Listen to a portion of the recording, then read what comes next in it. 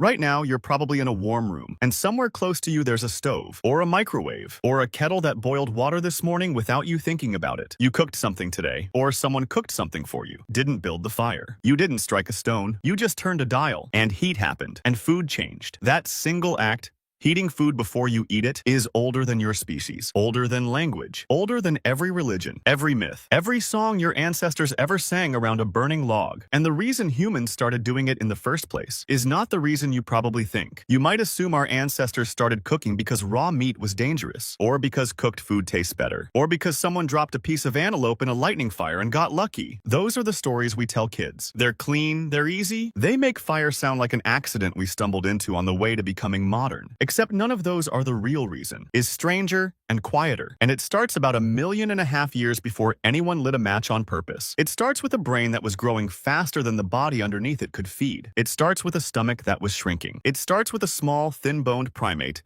on the edge of a savanna, doing something no other animal had ever done before. 10 million years ago, the ancestors of every human alive today were still eating the way most primates eat: fruit, leaves, roots, insects, the occasional scavenged carcass. Their guts were long and heavy, built for tearing plant fibers apart over hours of slow digestion. Their jaws were massive, their teeth were built for grinding, and their brains, relative to their bodies, were about the size you'd expect for a large ape. Then something started to shift. Around 2 million years ago in East Africa, a new kind of body appears in the fossil record. The jaw gets smaller, the teeth get smaller, the gut cavity narrows, and the skull, quietly, starts to grow. This is Homo erectus, and by every rule of biology, they should not have survived. A smaller gut means less energy extracted from raw food. A bigger brain means more energy demanded every hour of every day. Your brain, right now, is burning roughly 1/5 of every calorie you eat, doing nothing. Just sitting there. The question is, how did a shrinking gut feed a growing brain? For a long time, nobody had a good answer. Then in 1989, an anthropologist named Richard Wrangham looked at the timeline and proposed something that sounded almost too simple. Homo erectus, he argued, was already cooking, not with matches, not with kilns, but with fire kept alive on the ground, tended in shifts, carried from camp to camp in embers and smoldering wood. Cooking is what fed the brain. Cooking is what let the gut shrink. Cooking is what made us us. The problem was evidence. Fire is fragile. Ash blows away. Charcoal degrades. Hearths get buried, disturbed, mistaken for wildfire scars. For a century, archaeologists had been finding scraps of burned bone and scorched stone, and arguing about whether any of it counted as controlled fire. Wrangham had a theory. What he didn't have was a smoking hearth. Then in 2004, at a site in Israel called Gesher Benot Yaakov, researchers pulled something out of the ground that changed the debate. Burned flint, burned wood, burned seeds, all clustered in specific patches, not scattered like a wildfire would leave them. The patches were about 790,000 years old. Someone had been sitting there, tending something, coming back to the same spot again and again to burn things on purpose. That was old, but it wasn't old enough to prove Wrangham right. His theory needed fire pushed back to somewhere near 2 million years ago, and Gesher was less than half that. So the search kept going. In 2012, a team working in Wonderwork Cave in South Africa reported burned bone and plant ash from a layer dated to about 1 million years ago. In 2016, at Kubifora in Kenya, another team argued for burned sediment going back 1.5 million years. And in 2022, researchers using artificial intelligence to analyze stone tools at a site called Evron Quarry claimed they could detect the chemical signature of exposure to controlled heat, pushing close to 1 million years ago again. None of it is airtight. Every date is contested. Every hearth has a critic. But the pattern is now hard to ignore. The deeper we dig, the older the fire gets. And the shape of the human body, the small teeth, the shrunken gut, the enormous brain, makes no biological sense without it. Here's what makes that so important. Every other animal on the planet eats its food the way its body evolved to eat it. A wolf tears raw meat. A cow chews raw grass for hours. A chimpanzee spends about 6 hours a day just chewing. 6 hours. That's a full working day.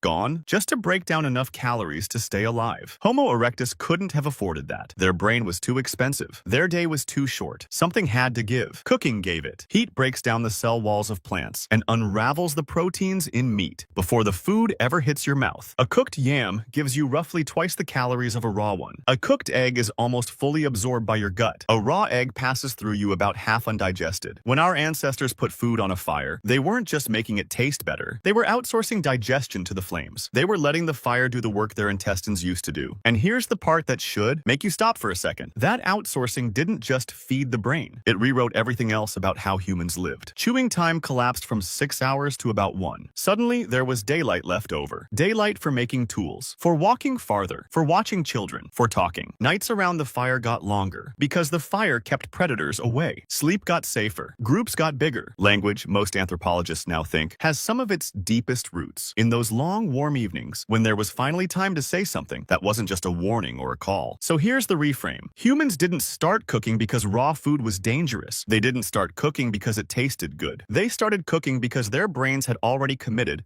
evolutionarily, to being enormous. And cooking was the only way to pay the bill. Fire wasn't a luxury we discovered after we became human. Fire is what let us become human in the first place. The brain came first. The hearth came to feed it. Think about that. For roughly 1 million years before farming, before pottery, before writing, your ancestors' entire existence rotated around a single glowing point on the ground. They carried fire on journeys. They kept it alive through storms. They probably had specific people whose job it was to make sure it never went out. When a fire died in a camp with no way to relight it, that camp was in real trouble. Fire wasn't a tool they used. Fire was a member of the family. And you're still doing this today. You didn't build the fire in your stove, but you tend it, you gather around it, you cook food for the people you love, and you eat it together. And you feel something you can't quite name when the smell of onions hits a hot pan. That feeling is not modern. That feeling is 1 million years old. It's the same warmth your unimaginably great-grandmother felt when she leaned over a pit of coals in the dark and heard her children breathing behind her. You inherited it. You didn't earn it. It was handed to you. Look at your kitchen tonight. The stove, the pot, the light overhead.